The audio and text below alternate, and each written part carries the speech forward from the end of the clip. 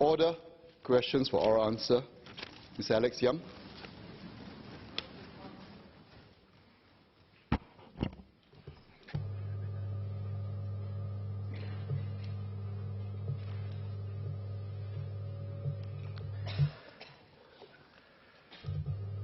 Mr. Speaker, sir, the salary structure for political office holders is clearly and transparently set out in the 2012 White Paper on Salaries for a Capable and Committed Government, submitted by an independent committee after extensive consultation with members of public and members of parliament.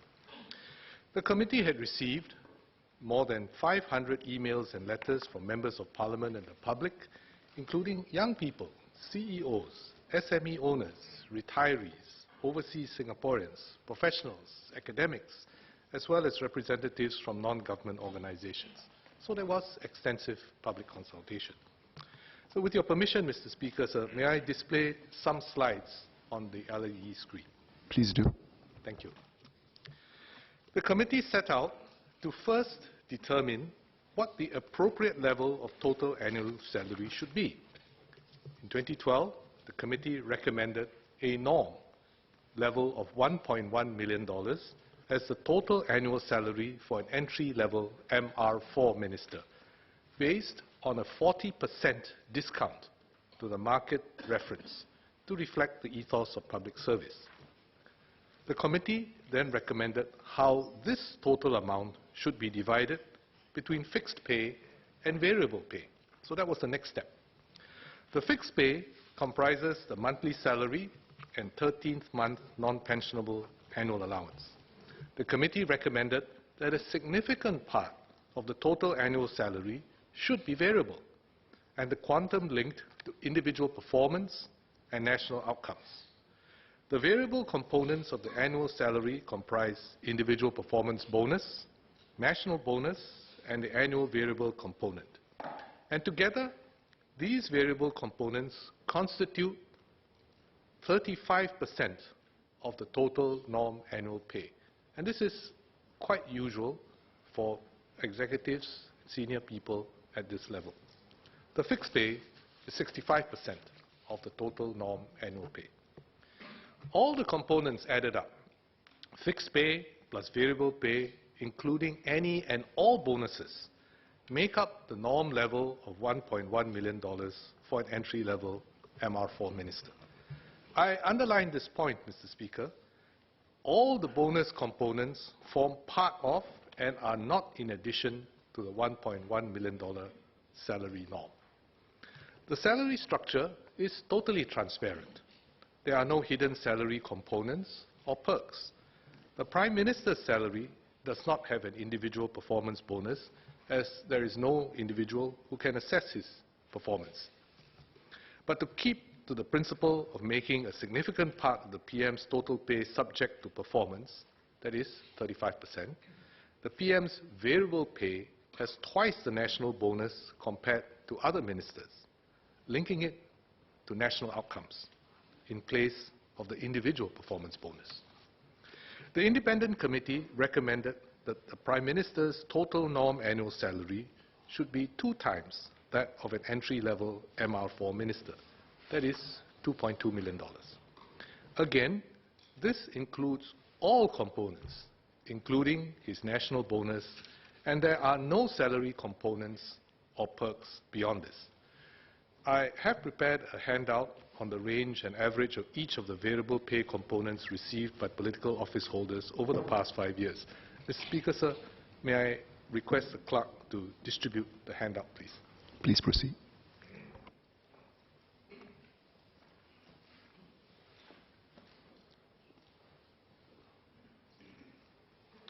If members can refer to the handout, and I've got it up on the screen as well, but it's a little bit small. It's an eye test. I'll just wait a moment so that members can receive the handout.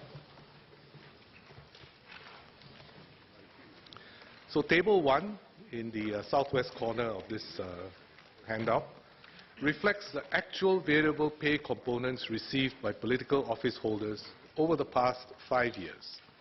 Between 2013 to 2017, For the national bonus, the range was between 3.4 and 4.9 months, with the average over the 5 years being 4.1 months. For performance bonus, the range was from 3 to 6 months each year, with the average across all the political office holders over 5 years at 4.3 months. For the annual variable component, the range was 0.95 to 1.5 months over the period, and the average over the 5 years was 1.3 months.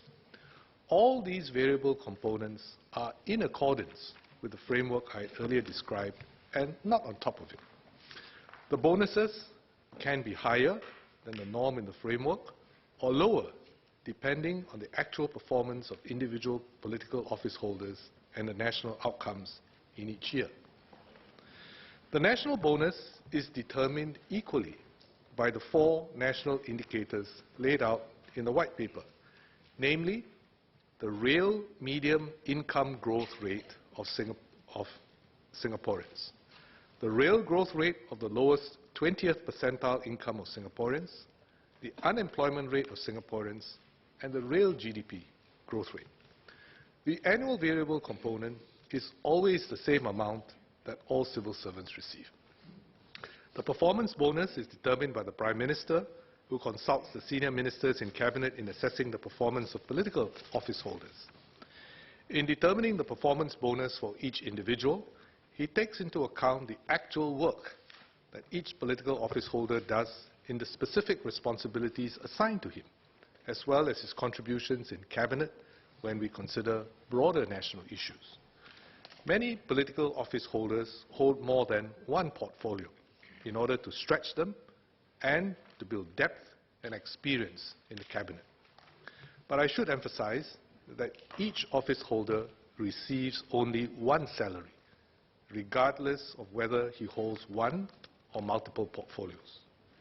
Emeritus Senior Minister Goh Chok Tong is not a member of the Cabinet and has not received a ministerial salary since he retired from the Cabinet in May 2011. Mr. Speaker, sir, the government has always been transparent with the salary structure for political office holders. The 2012 White Paper on Salaries for a Capable and Committed Government was submitted by an independent committee after extensive consultation with members of Parliament and the public. The paper was endorsed in full in January 2012 after a thorough debate in this House over 2.5 days, with 29 members speaking on the matter, including 7 members from the opposition. In determining the salary framework, the committee was guided by the following 3 principles. First, salaries must be competitive so that people of the right caliber are not deterred from stepping forward to lead the country. Second, the ethos of political service entails making sacrifices, and hence there should be a discount of 40% in the pay formula.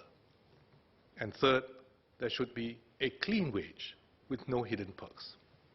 Members of Parliament, including those from the Workers' Party, endorsed these principles. I quote Mr. Chen Sao Mao, he's in the House.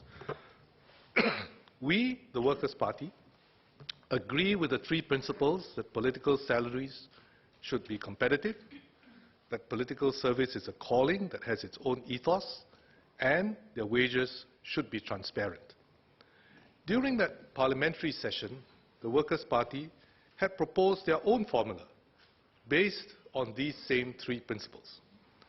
Mr. Speaker, sir, could I request the clerk to distribute handouts 2 and 3? Thank you.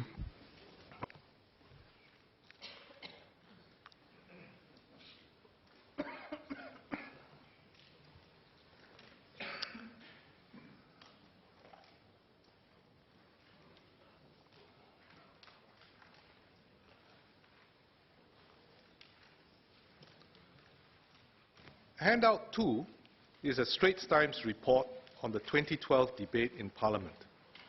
The handout provides a succinct summary of the key points and conveys a flavor of the debate. It reports that there was, I quote, real progress in the ministerial pay debate, and quoting my remarks, that the opposition's agreement on key points marks a breakthrough, and the shift in the Workers' Party's stance helps debate move forward. Mr. Speaker, sir, there was convergence in this House on both the principles as well as the quantum for ministers' salaries.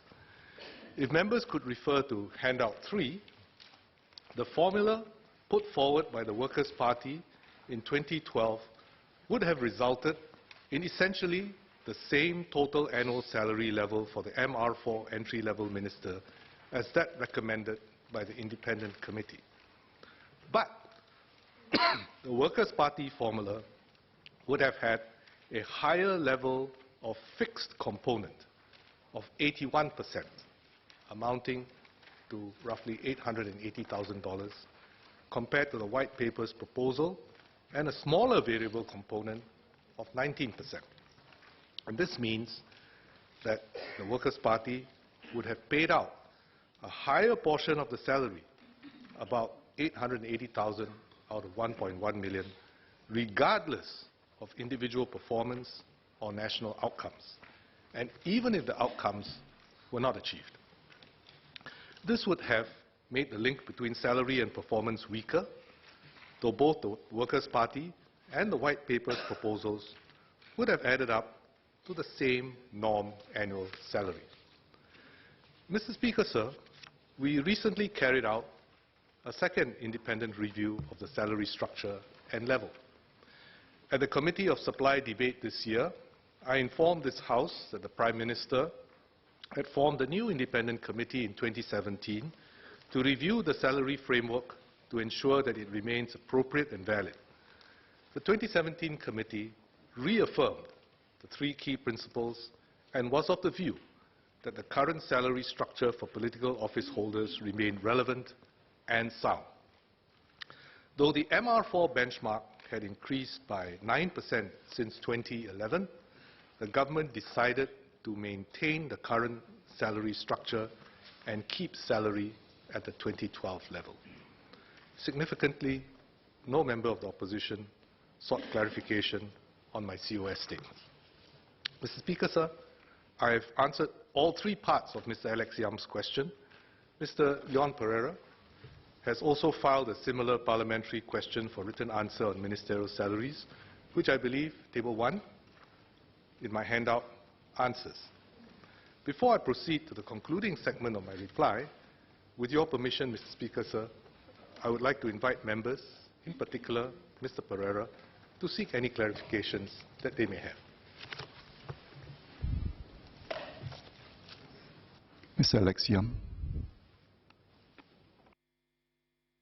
Mr. Speaker, I thank the Deputy Prime Minister for a very comprehensive reply. Just 2 very quick supplementary questions. One, since the revision in 2012, in percentage terms, has the average income of our ministers increased or decreased? And secondly, on the issue of pensions, which has also appeared in the public discourse, can the DPM clarify once and for all how many political office holders still qualify for pension? Mr. Speaker, sir, I can confirm that the pay for ministers currently remains the same in accordance with the 2012 White Paper framework. Of course, it can go up and it can go down, depending on whether the national outcomes were achieved and the individual performance of the ministers. And that is essentially part of the structure of the framework that was put in place in 2012. And I can confirm to Mr. Alex Yam that ministerial pensions were discontinued in 2012 as part of the revision of the framework, and that ministers receive the same Medisave contribution percentages and numbers as civil servants do under the MSO scheme for medical benefits. So there are no hidden perks, there are no hidden medical benefits, there are no pensions. Mr. Pritam Singh.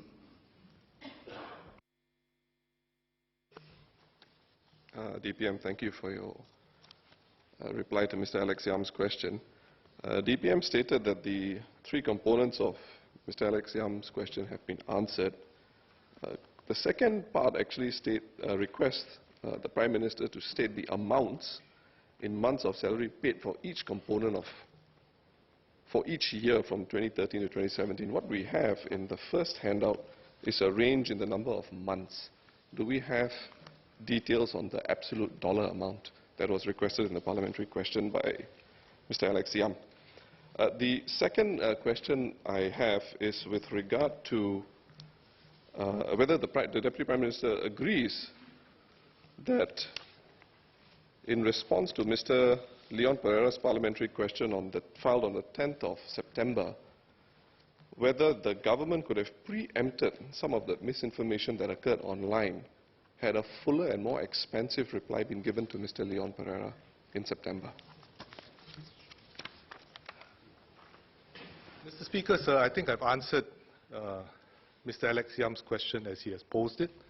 And the most important aspect of that answer is that all the components are within the framework of 1.1 million that was put in place in 2012. That's the most important. I should point out that Mr. Leon Pereira asked a question for a written answer, and his question was fully answered in a written form. Mr. Leon Pereira chose not to ask an oral question. He could have expanded, he could have asked, but he chose not to.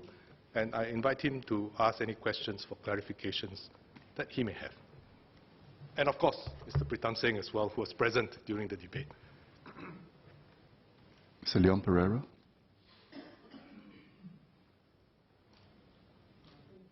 DPM for his detailed reply.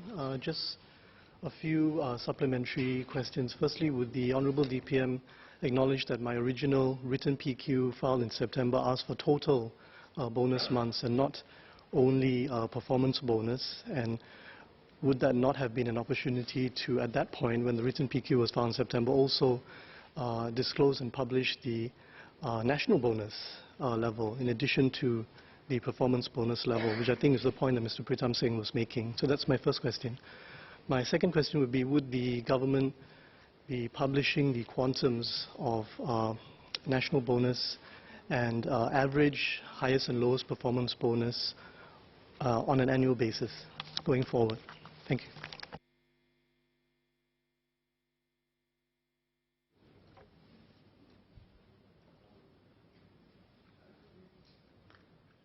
Mr. Speaker, sir, he asked for what each minister gets.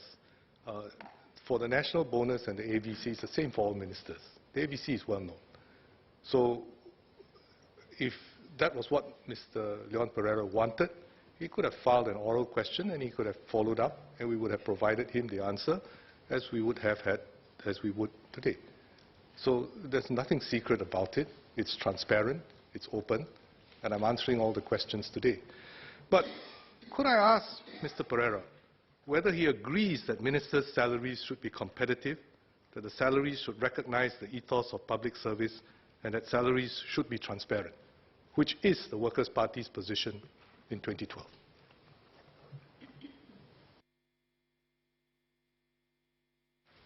I thank the Honourable Deputy Prime Minister for his reply. My parliamentary question did not raise a suggestion with relation to the salary, the formula for calculating the total compensation or the salary, and I have no disagreement with those broad principles in response to the DPM's question. I would also like to pose a question in relation to my original written question filed in September. It was in relation to total bonus months.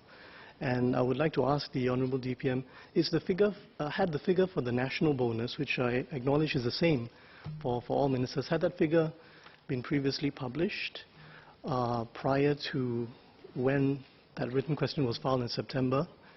And if not, then would that not have been an opportunity to also release that figure in September together with the average performance bonus figure? Thank you. Mr. Speaker, sir, we did publish the information, the full information, once in the first year after the framework was announced. It's in the public record. And in fact, the method of calculating the national bonus is well known. All the components are there, all the factors are there, and it can be calculated, and I think people have made an attempt to do so, not very far off from where it actually was. But I take it then that Mr. Pereira does affirm that he agrees that ministers' salaries should be competitive, that the salaries should recognize the ethos of public service, and that salaries should be transparent. Can I ask Mr. Pereira whether he agrees that the salary proposals that the Workers' Party had put forward in 2012 would essentially result in the same total annual salaries for ministers as the white papers, except for the Workers' Party proposal having a much larger component of fixed pay?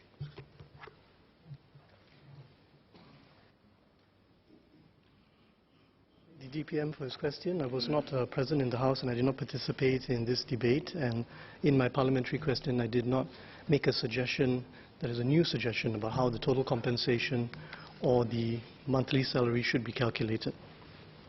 Mr. Pereira should not evade the question. I provided him all the information there. It is there. Does he agree or not?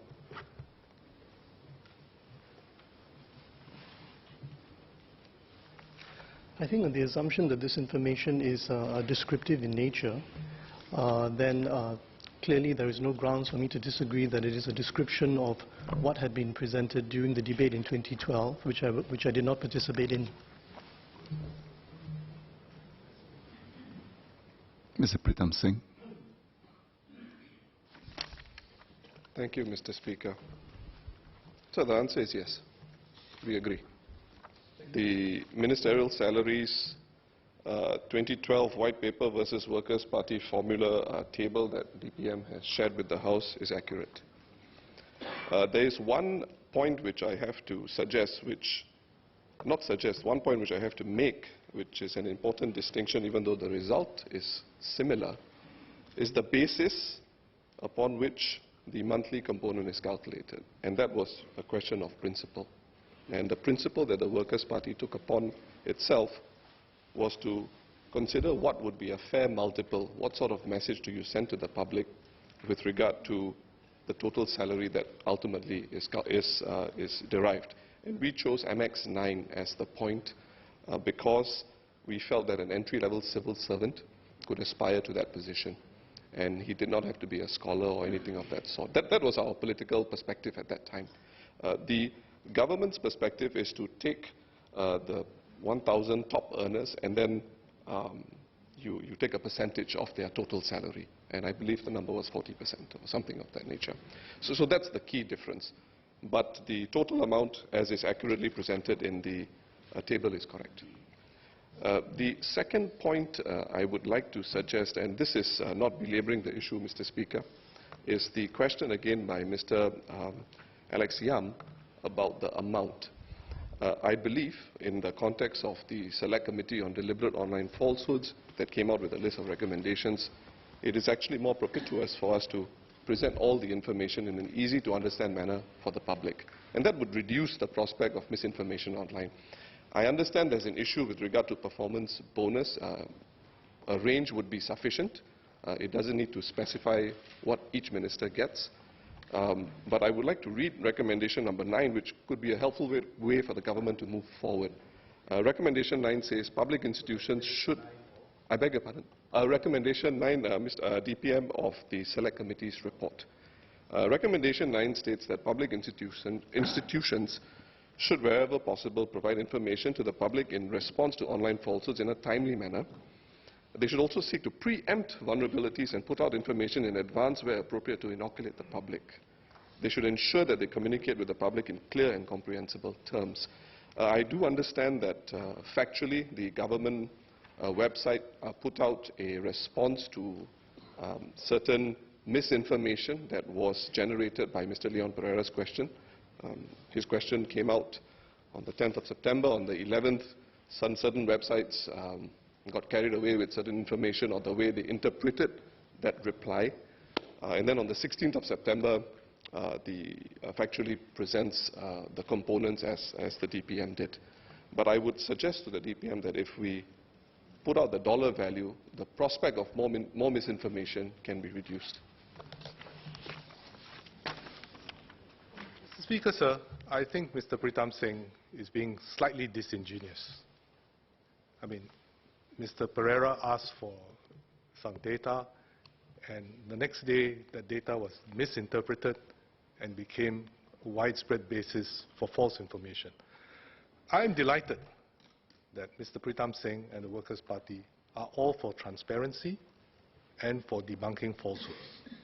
So perhaps, Mr. Speaker, sir, allow me to clarify the position, and I hope that the Workers' Party will help us to clarify that position by putting it on your website also, especially as Mr. Pritam Singh has agreed. So the key facts are this.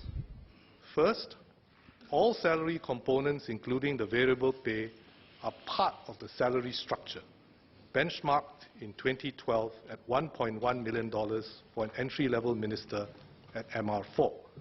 There are no components beyond that. Second, the salary structure and benchmark have not changed since 2012. I reported earlier to Parliament this year that the government had decided not to adjust salaries even though the MR4 benchmark had increased by 9%. Third, in 2012, there was remarkable convergence in this House on the matter of ministers' salaries. Mr. Pritam Singh has just said that the Workers' Party agrees with the principles underlying the current salary structure and that the Workers' Party's alternative formula yields a norm salary level that is also $1.1 million. The proposals, Mr. Speaker, sir, are really very close to each other in principle and in quantum. Indeed, Mr. Speaker, sir, if there were a Workers' Party government in power today, by their own formula, the Workers' Party minister would be paid essentially the same as what a minister today is paid. Mr. Pritam Singh would pay himself that same amount. The subject of ministers' salaries, Mr. Speaker, sir, is a difficult one to talk about. It is an emotional one. There are misconceptions, sometimes deliberately propagated. It is easily politicized. Even knowledgeable, well-meaning people who have a deep interest in politics can be susceptible to this. I read Mr. Ho Kwong Ping's extensive interview with CNA, which was published yesterday. Among other things, he suggested pegging ministerial salaries to the median salary of Singaporeans. He also suggested that we form an independent commission to decide the actual quantum. And Mr. Louis Ng, in an earlier similar interview, also suggested that there should be public consultations. So, from my reply today, members can see that there was an independent committee. Not one, but two. The independent committee did have extensive consultation in 2012, and a significant part of ministers' salaries are pegged not just to the growth of average salaries, but to the lowest 20th percentile of salaries and to unemployment rate, issues which are important to every Singaporean. But even Mr. Ho, who is well informed and has a deep interest in politics, has some serious misconceptions. He claimed, for example, that his salary is lower than the minister's. So, fortunately, the interviewer had checked, done her homework, and pointed out to Mr. Ho that his salary, including benefits and bonus, I won't mention the figure, but it's significantly higher than that of ministers, and certainly not lower than ministers' salaries. So otherwise, this misrepresentation could have been carried widely and spread more disinformation. Sir,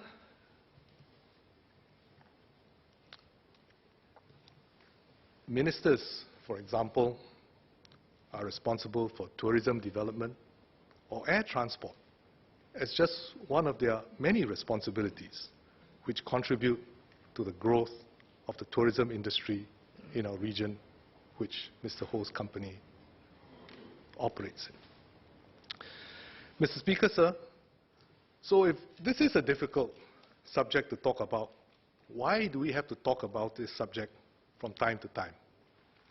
Because, sir, we do need a fair, open, honest, transparent framework in place so that we can continue to have able, committed, and passionate people with integrity come to serve as our political leaders. Sir, I'm 64 this year and have served more than 25 years in politics. My most important task now is to help Prime Minister Lee to prepare not just the fourth generation leadership, but also to make sure that we are able to have a fifth generation of leaders coming in, having the time to learn, to be tested, and to gain the trust and support of Singaporeans. These are people in their late 30s and 40s. Many would be at a threshold where they have a good chance of reaching the peak in their chosen careers and professions. Sir, the virtues of passion to serve the people is shared by members from both sides of the House. The PAP looks for people with integrity, who are capable, committed, and caring, who are prepared to put others before themselves. All members of this House know that coming into politics entails many sacrifices in privacy, continuous exposure to the glare of the public eye, in their careers, in family time, not always being there to watch your kids grow. Sir, ministers' salaries have been studied and recommended by an independent committee. They are fair-minded people who have the interests of Singapore and Singaporeans at heart. They have recommended a framework and a quantum that reflects all these things that we talk about: sacrifice, commitment to service, working for the good of our fellow Singaporeans. All these factors are in there. The government accepts their recommendations. The Workers' Party accepts the principles and has come up with essentially the same quantum which Mr. Pritam Singh and Mr. Leon Pereira just affirmed. So let us agree to agree. This is what politics is about also, not just opposing for the sake of opposing. This is a matter which, whether one is in the opposition or in government, we can agree upon. That we need a fair framework to bring in the best team to do the best for Singapore and Singaporeans.